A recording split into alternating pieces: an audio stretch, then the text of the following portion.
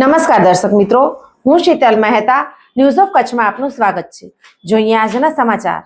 Police મહાનિરીક્ષક સરહદી range ભુજના ચિરાગ કોરડિયા સાહેબ તથા પશ્ચિમ કચ્છના પોલીસ અધિક્ષક વિકાસ સુંડા સાહેબની સૂચના મુજબ નાર્કોટિક્સના દૂષણને નેસ્ત નાબૂદ કરવા કડક પગલાં લેવામાં આવી રહ્યા છે।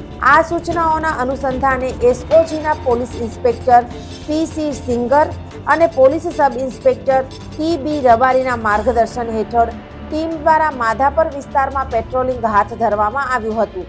દરમિયાન તારીખ 9/1/2025ના રોજ ખાનગી રાહે મળેલી બાતમીના આધારે માધાપર ગામે આર્મી કેમ્પ રિંગ રોડ નજીક જય ગોગા હેર સલૂન પાસે તપાસ કરતા ઇકબાલ આદમ માજોઠી ઉંમર વર્ષ 43 રહે કેમ્પ એરિયા ભુજને ઝડપી પાડવામાં આવ્યો હતો।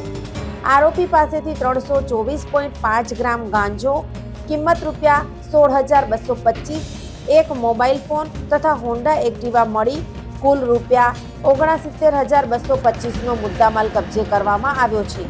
આરોપી વિરુદ્ધ માધાપર પોલીસ સ્ટેશનમાં એનડીપીએસ એક્ટ હેઠળ કાયદેસરની કાર્યવાહી કરવામાં આવી રહી છે। આ હતા આજના સમાચાર। આવતીકાલે ફરી મળીશું, ત્યાં સુધી મને રજા આપશો। નમસ્કાર।